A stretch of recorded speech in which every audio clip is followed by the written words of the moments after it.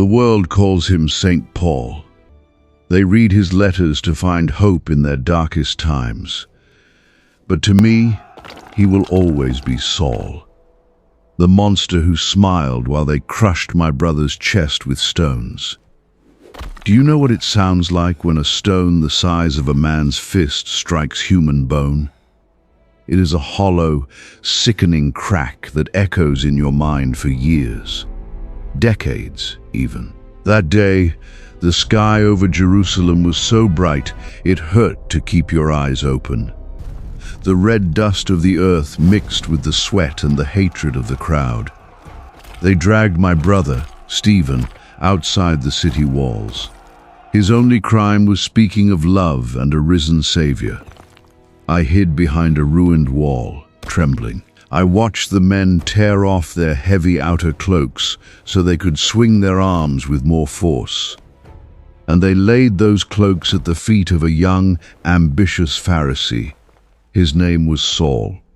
He did not pick up a single stone. He did not have to. His eyes did the killing. I remember looking at his face as the first rock tore open my brother's skin. Saul did not flinch. He did not look away.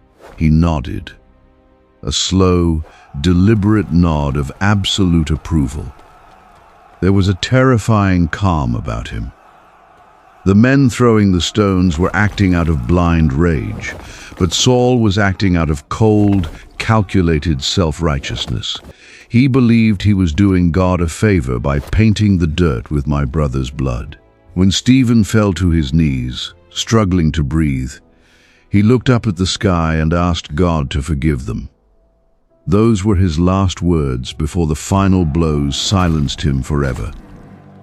The crowd cheered, and Saul just stood there, folding the coats of murderers, a satisfied smirk on his lips. That smirk broke something inside me. It shattered my faith. It shattered my family. The days that followed were a blur of terror and grief. Saul was not satisfied with just one death. Stephen was only the beginning.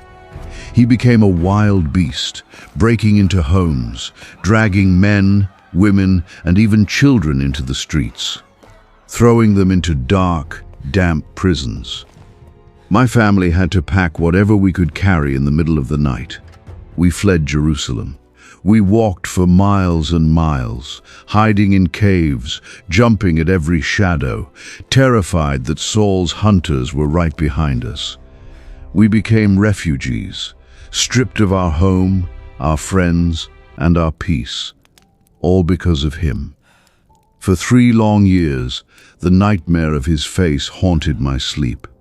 I carried the weight of my brother's death like a chain around my neck. The anger kept me warm on the cold desert nights. I hated him with every fiber of my being. I prayed to God every single day for justice. I prayed that Saul would suffer a pain 1,000 times worse than what he inflicted on my brother. Then, the rumors started. Whispers carried by merchants and travelers on the dusty roads from Damascus. They said the hunter had been stopped. They said a blinding light knocked him off his feet in the middle of the day. They said he went blind for 3 days and refused to eat or drink. At first, I felt a vicious surge of joy. Justice, I thought. God has finally struck down the monster. But the rumors did not stop there. The story twisted into something grotesque, something I could not accept. They said a believer healed his eyes, and now Saul was preaching the very name he had tried to destroy. They said he changed his name to Paul. They said he was an apostle now. I laughed until my throat bled. An apostle? The man who guarded the clothes of my brother's killers? The man whose hands were stained with the blood of the innocent? God does not choose murderers to be his messengers. It had to be a lie, a brilliant, twisted lie. It was a trap, a new strategy to infiltrate the believers and destroy them from the inside. I refused to believe it. A wolf does not become a sheep just because it puts on a different coat. My brother's blood was still crying out from the ground, and I swore to whatever was left of my faith that I would expose him. I would tear off his holy mask and show the world the monster he truly was. 10 years had passed. 10 long, agonizing years since the day the dust of Jerusalem drank my brother's blood. We had settled in Antioch, a massive city where it was easy to disappear. I had built a quiet life, or at least the illusion of one. But trauma does not fade with time. It merely learns to hide in the darkest corners of your mind, waiting for a spark to ignite it. And that spark came on a Tuesday afternoon. I was walking past the central synagogue. A large crowd had gathered, spilling out onto the stone steps. They were silent, completely captivated by a voice echoing from inside. It was a voice I had not heard in a decade, but my body recognized it before my brain could even process it. My stomach twisted into painful knots. My breath caught tight in my throat. My hands began to tremble so violently I dropped the loaf of bread I was carrying. It was the voice of the man who commanded the stones. I pushed through the crowd, my heart hammering against my ribs like a trapped bird. I had to see. I had to know if the nightmares had truly stepped out of the dark and into the daylight. And there he was, Saul, the monster of Jerusalem. But the man standing at the center of the room looked nothing like the proud, arrogant Pharisee I remembered. He was frail. His shoulders were hunched, as if bearing the weight of an invisible boulder. The fine, pristine robes he once wore were gone, replaced by a cheap, threadbare tunic.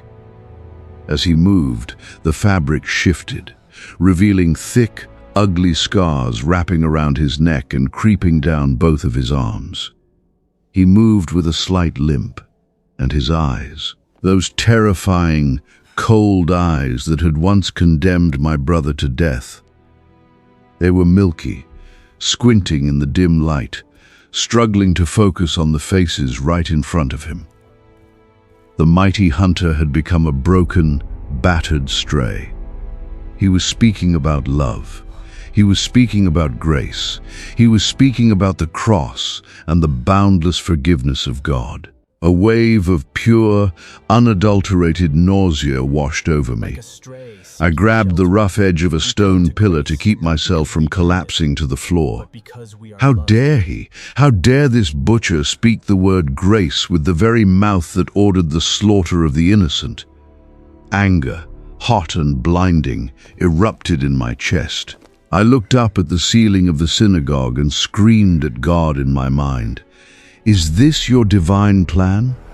Did my brother have to die in absolute agony just so this murderer could have a tragic backstory? Did Stephen's blood merely serve as the ink for Saul's new narrative? The people around me were weeping. They were touched by his words. They saw a saint who had suffered for the truth. They saw the scars of a holy martyr. But I knew the truth. I saw the ghost of my brother standing right behind him, bleeding, forgotten by this adoring crowd. I could not breathe. The air in the room felt thick and suffocating. I stumbled out of the synagogue, gasping for air in the narrow street. My mind was a raging storm of fury and bitter betrayal. God had forgiven him. The believers had embraced him. The world was ready to forget his crimes. But I was not the world, and I would never forget.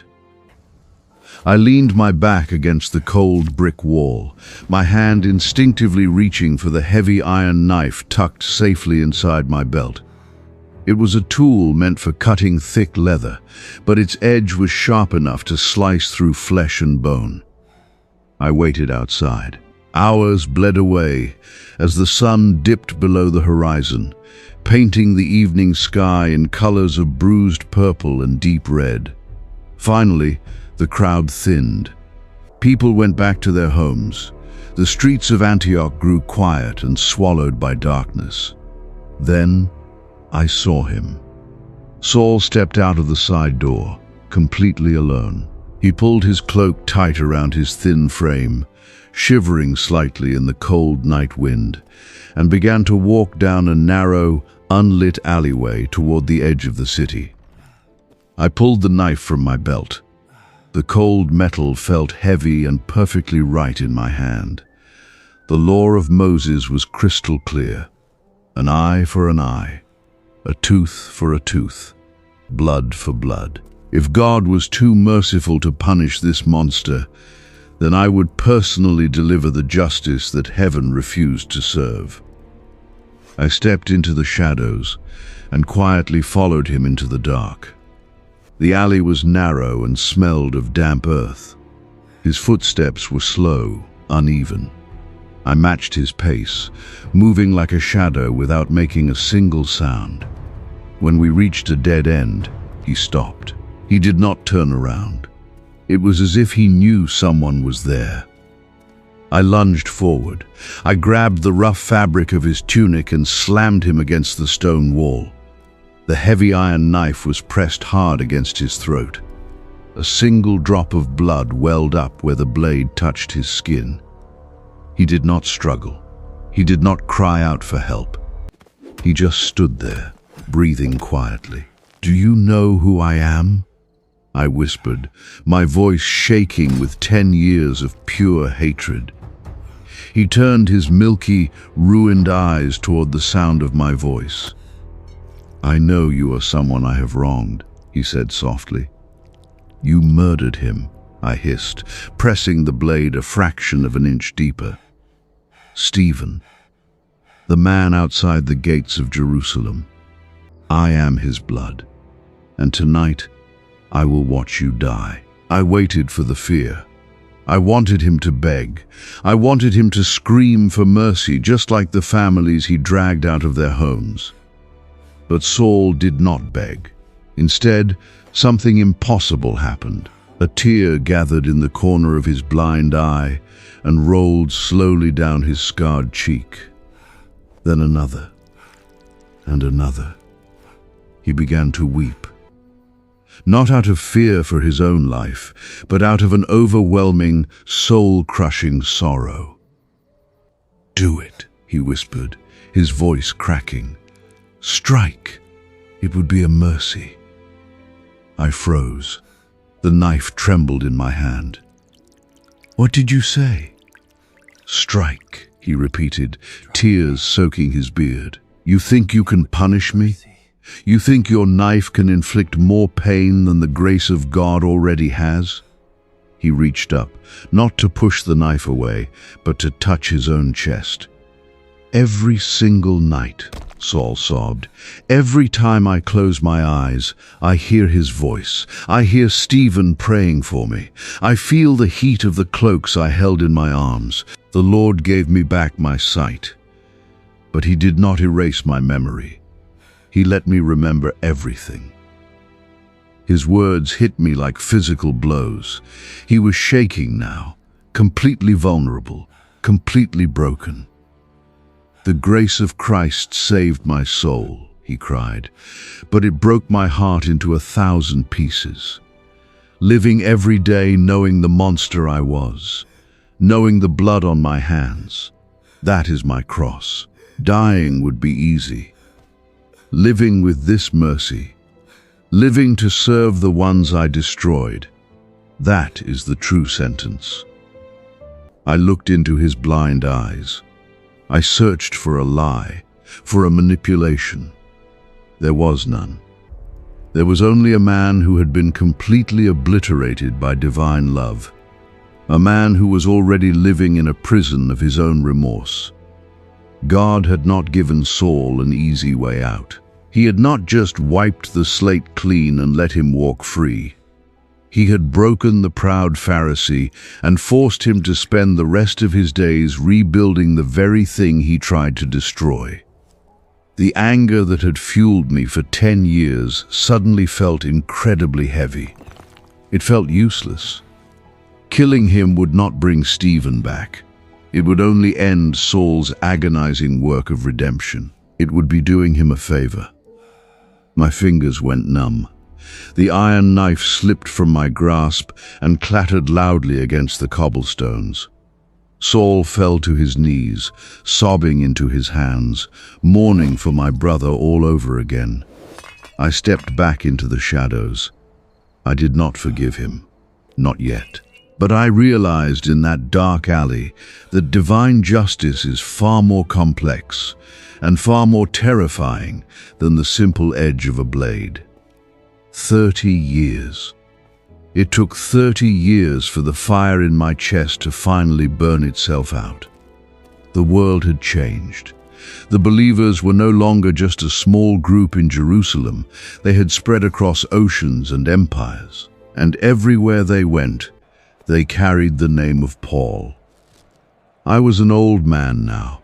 My hair had turned the color of ash, and my hands trembled, not from anger anymore, but from the relentless passage of time. News traveled slowly across the empire, but eventually it reached us in Antioch. The Emperor Nero had gone mad. Rome was burning, and he was blaming the believers. The streets of the capital were running red, and in the center of that nightmare, chained in the deepest, coldest dungeon of the Mamertine prison, was the man who used to be Saul. They said he was waiting for the executioner's sword. When I heard the news, I thought I would feel vindicated. I thought I would look up at the sky and thank God that the wheel of justice had finally turned full circle. The man who once stood outside the gates of Jerusalem, watching my brother die, was now going to be led outside the gates of Rome to meet the exact same fate. It was perfectly balanced. It was poetic. But I felt nothing but a profound, hollow sadness. A few weeks later, a traveler brought a copy of a letter. It was said to be the very last thing Paul wrote, sent to a young man named Timothy. The believers in Antioch gathered in a small, dimly lit room to read it aloud. I sat in the back, leaning against the cold wall, listening to the words of the man I had wanted to kill. He wrote that he was freezing. He asked for his cloak. He wrote that almost everyone had abandoned him. But then, the reader's voice trembled as he read the final lines. I have fought the good fight. I have finished the race. I have kept the faith. There was no fear in those words. There was no regret. There was only the quiet peace of a man who knew he had poured out every last drop of his blood to pay for the sins of his past.